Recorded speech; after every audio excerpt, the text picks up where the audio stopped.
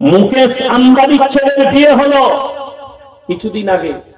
তারা একটা ফরেস্ট তৈরি করেছে কয়েক হাজার কোটি টাকা দিয়ে। ভাওনগরে জঙ্গল তৈরি করেছে, টাকা দিয়ে জঙ্গল তৈরি করেছে। সেই জঙ্গলের ভেতরে সমস্ত রকমের প্রাণীগুলো ছেড়ে রেখেছে। ফরেস্ট তৈরি করে জঙ্গলে পশু রেখেছে, পেলেছে, পালন করেছে তার ছেলে। তাকে জিজ্ঞেস করছে মিডিয়াওয়ালা, आप हाथी को क्या खिलाते? बोले खिचड़ी बनता है, खिचड़ी उसको खिलाता। बोले किससे किससे बनता है?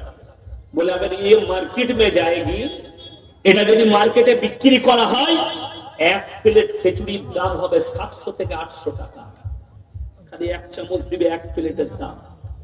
এত দামি দামি ডাল, গাওয়া ঘি, তাতে দামি দামি ম্যাটেরিয়াল, কাজু, পেস্তা, এত দামি দিয়ে আছে।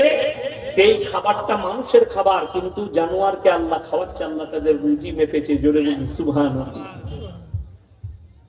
ভাড়াটা তাইলে ওইখানে নেই। আজকে আমি এখানে জলসায় এসেছি, আমাকে যদি জিজ্ঞেস করে ওনারা আপনি কে, আপনারা যদি প্রশ্ন আপনি কে, আমি আমার বাপের নাম বলবো না, মায়ের বাবা? কথা বলেন, বাবার নাম বলবো।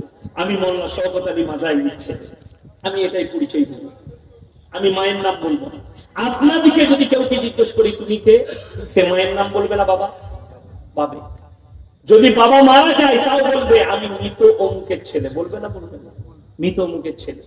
শুনেলেন, ইনসানের পরিচয় আল্লাহ দিয়েছে বাপের দ্বারা। জোরে বলুন সুবহানাল্লাহ। আপনাদের এখানে ছাগল আছে না? গরু আছে? আচ্ছা, গায়ের বাচ্চা বলে ষাঁড়ের বাচ্চা বলেন না? গায়ের বাবা গায়ে। ছাগলের বাচ্চা বলে পাঁঠার বাচ্চা বলেন না? ছাগলের ছাগলের।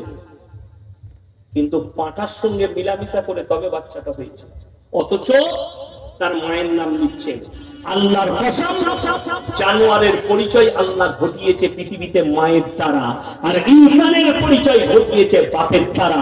এরপর চলুন, যারা মডেলিং এর যুগ চাইছেন, যারা পশ্চিমী দুনিয়াকে ফলো করছে, ভারত ছাড়া লন্ডন, আমেরিকা, জাপান, জার্মান, উত্তর কোরিয়া, দক্ষিণ কোরিয়া, স্পেন, ব্রাজিল, যতগুলো বেঈমান কাফেরের দেশ আছে, তারা তাদের পার্লামেন্টে পাস করিয়েছে।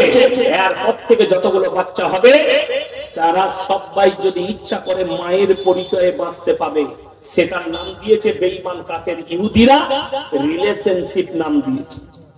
সমস্ত আলেমরা চিনে পৃথিবীর শ্রেষ্ঠ মুফতি, মুফতি তাকি উসমানী সাহেব, মুফতি শফি সাহেব রহমতুল্লাহ আলাইহির ছেলে, যিনি তাফসীরে মারিফুল কোরআন যিনি লিখেছেন, তিনার সন্তান এখন পৃথিবীর শ্রেষ্ঠ মুফতি পাকিস্তানের তাকি উসমানী সাহেব। তিনি একটা কথা, দামি কথা বলেছেন कि दुनिया में एक ऐसा हालत पैदा कर दिया कि लोगों के सामने आप हराम औलाद लोग घूमते रहेंगे। और ये काम मेहनत किसने शुरू किया? ইহুদিরা ने। ইহুদিরা শুরু করেছে, যাতে মুসলমানের কাছে, পৃথিবীর মানুষের কাছে হারাম আওলাদ গুলো প্রমোট পেয়ে যায়। আজকে ভেবে দেখুন, মুসলমান কতটা কামিয়াব, কতটা না। আজকে পৃথিবীতে 250 কোটি মুসলমান আছে। জোরে বলুন সুবহানাল্লাহ। 250 কোটি মুসলমান, তার মধ্যে 40 কোটি মুসলমান খালি ভারতে আছে। কত বললাম? 40। এরপর অনেক জনা শিক্ষিত লোকরা বলবে আমরা তো দেখছি 18%। কি গো নেতা বাবু, 18%?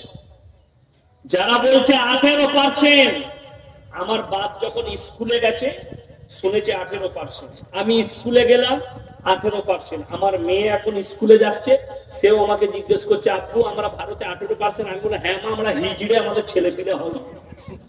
কি বলবো? অথচ আবার দাঁড়িয়ে বলছে মুসলমান 10-10 बच्चे लेते, मुसलमान का 5-5 बच्चा होता। पार्लियामेंट में खड़ा होके कह दिया आईन लागू करनी चाहिए, 2 से ज्यादा बच्चा नहीं लेना चाहिए, क्योंकि हिंदुस्तान के पॉपुलेशन बढ़ रहा है। তোমার কথাটা 1 মিনিটে মেরে নিলাম। আর কিছু শিক্ষিত মুসলমান আছে, যারা শিক্ষিত মুসলমান হুঁয়ার বলো, তারা আমাদেরকে মৌলবীদিকে দায়ী করছে। এরা মানুষকে সচেতন করে না। কেন 2, 3, 4, 5টা বাচ্চা নিবে? একটাই বাচ্চা লেখ, খুব বেশি বেশি হলে 2টো বাচ্চা লেখ। এরা সচেতন করুক। তাদেরকে বলছে শোনো, এই মিশনটা অন্য দেশের নয়, এই মিশনটা শুরু করেছে ইহুদিরা। পৃথিবীকে শিক্ষা দিলে ছোট পরিবার, ভালো পরিবার, অথচ এক একটা ইহুদির 10টা 8টা 12টা করে বাচ্চা আছে। এটা আপনারা জানেন, এক একটা ইহুদি এতগুলো করে বাচ্চা।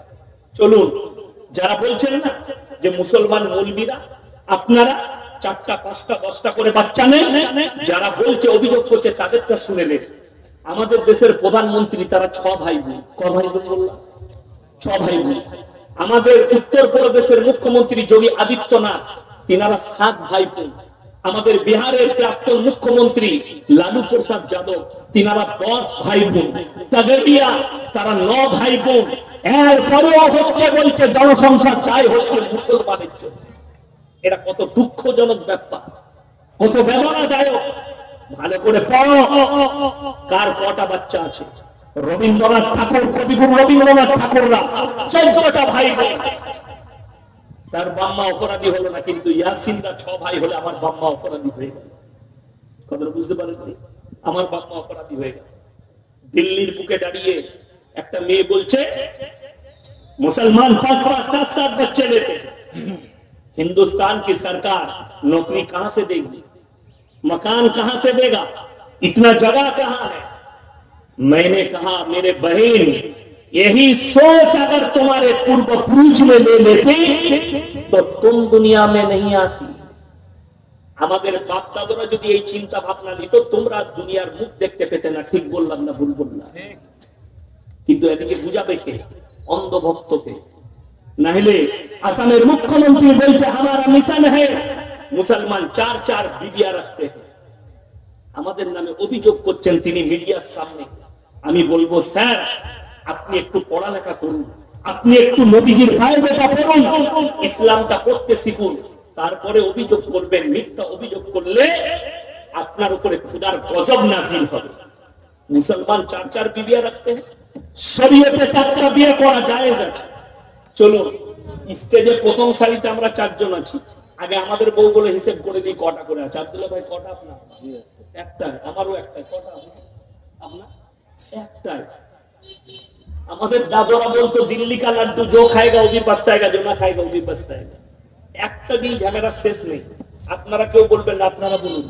কেউ যদি দ্বিতীয় বিয়ে করতে চায়, প্রথম স্ত্রীর হুকুম নিতে হবে না? হবে না? হ্যাঁ, ওই জন্য আলেম আর সাধারণ।